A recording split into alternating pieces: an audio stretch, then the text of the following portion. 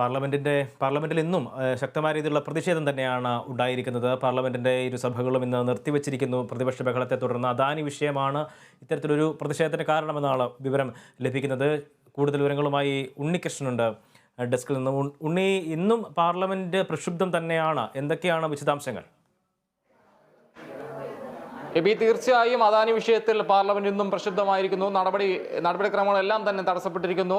പ്രതിപക്ഷ പ്രതിഷേധത്തെ തുടർന്ന് ഈ പാർലമെന്റ് ഇരുസഭകളും ഉച്ചയ്ക്ക് 2 മണി വരെ നിർത്തിവച്ചിരിക്കുന്ന സാഹചര്യമാണ് നിലവിലുള്ളത്.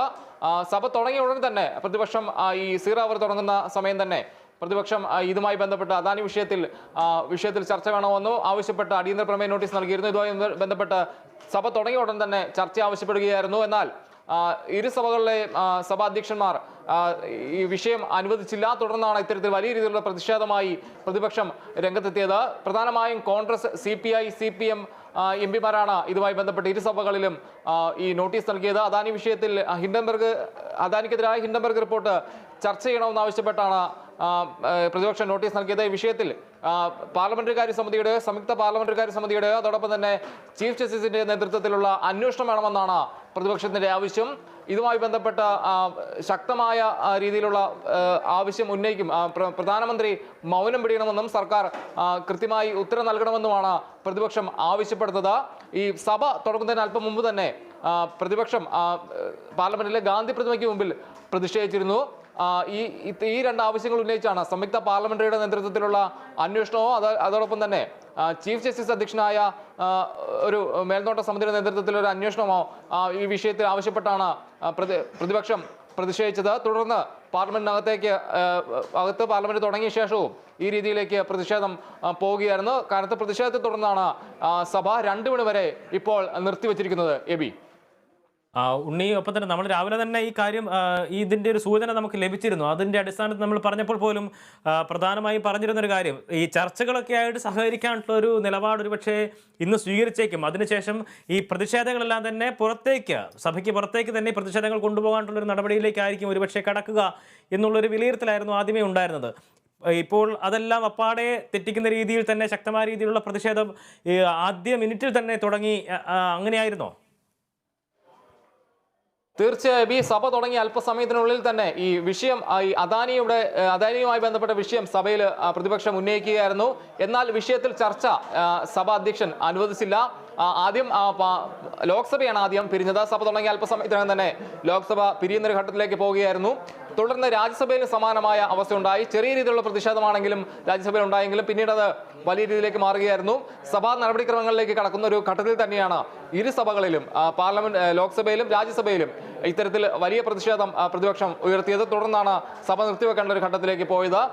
പ്രധാനമായും കോൺഗ്രസ് ഉൾപ്പെടുന്ന പ്രതിപക്ഷം ആവശ്യപ്പെടുന്നത് ഇക്കാര്യത്തിൽ സർക്കാർ കൃത്യമായ ഒരു മറുപടി നൽകണം. അതോടൊപ്പം തന്നെ ഈ പ്രധാനമന്ത്രി മൗനം വെടിയണമെന്നുമാണ് കോൺഗ്രസ് അധ്യക്ഷൻ അതോടൊപ്പം തന്നെ രാജ്യസഭ പ്രതിപക്ഷ നേതാവും കൂടിയായ മല്ലികാർജ്ജുൻ ഖാർഗെ പറഞ്ഞത്. ഇതുമായി ബന്ധപ്പെട്ട് കൃത്യമായ ഇത് ഉത്തരം കിട്ടുന്നവരെ പ്രതിഷേധിക്കും. അതോടൊപ്പം തന്നെ ഈ സഭാ നടപടികളുമായി സഹകരിക്കുമെന്നൊരു കാര്യം കൂടി പറയുന്നുണ്ട്. അത് പ്രധാനമായിട്ടും ഈ രാഷ്ട്രപതിയുടെ നയപ്രഖ്യാപന പ്രസംഗത്തിൽ അതിന് നന്ദിപ്രമേയ ചർച്ച നടക്കേണ്ടതുണ്ട്.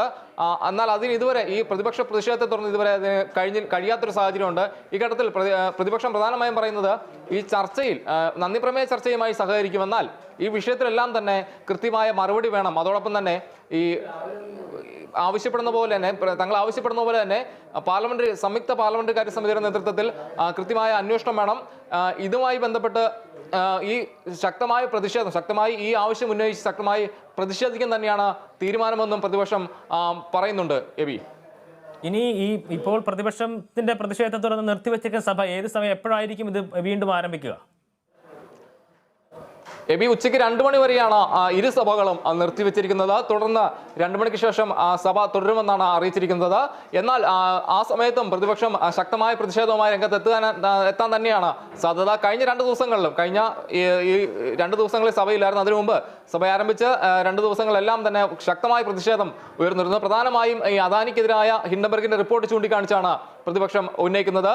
ഈ വലിയ രീതിയിൽ നിക്ഷേപം ഈ LIC അതോടൊപ്പം തന്നെ SBI ഉൾപ്പെടെയുള്ള സ്ഥാപനങ്ങളിൽ വലിയ രീതിയിൽ നിക്ഷേപം ഇതിനകത്ത് ഉണ്ടായിട്ടുണ്ട്. എന്നാൽ അതിലെല്ലാം ഒന്നും കൃത്യമായ കണക്കില്ല, കൃത്യമായ മറുപടി കേന്ദ്ര സർക്കാർ നൽകുന്നില്ല എന്നാണ് പ്രതിപക്ഷം ആവശ്യപ്പെടുന്നത്.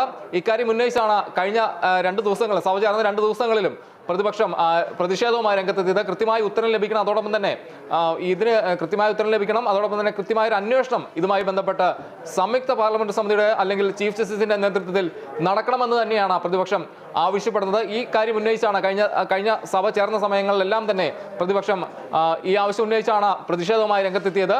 തുടർന്ന് ഇന്ന് രാവിലെ നമ്മൾ പറഞ്ഞ പോലെ തന്നെ സഭ സമാധാനപരമായി ഒരു ഘട്ടത്തിൽ പോകും. പ്രധാനമായും ഈ രാഷ്ട്രപതിയുടെ നന്ദിപ്രമേയ ചർച്ചയ്ക്ക് നന്ദിപ്രമേയ ചർച്ചയുമായി പ്രതിപക്ഷം നയപ്രഖ്യാപനത്തിന്റെ നന്ദിപ്രമേയ ചർച്ചയുമായി പ്രതിപക്ഷം സഹകരിക്കുമെന്ന് ഒരു ഘട്ടത്തിൽ വ്യക്തമാക്കിയിരുന്നു. എന്നാൽ സഭ തുടങ്ങിയ അല്പസമയത്തിനകം തന്നെ ഈ അദാനി വിഷയം ഉന്നയിച്ച് ചർച്ച ആവശ്യപ്പെടുകയും എന്നാൽ സഭാ അധ്യക്ഷന്മാർ അതിനനുവദിക്കാതിരിക്കുകയും ചെയ്ത ഒരു സാഹചര്യം ഉണ്ടാവുകയും തുടർന്ന് വലിയ പ്രതിഷേധവുമായി പ്രതിപക്ഷം രംഗത്തെത്തുകയും തുടർന്ന് സഭ 2 മണി വരെ പിരിയുന്ന ഒരു ഘട്ടത്തിലേക്ക് പോകുകയായിരുന്നു. എബി, അദാനി വിഷയത്തിൽ പാർലമെന്റ് ഇന്നും പ്രക്ഷുബ്ധമാണ്. ഇരുസഭകളും ഉച്ചയ്ക്ക് 2 മണിവരെ നിർത്തിവച്ചിരിക്കുകയാണ്.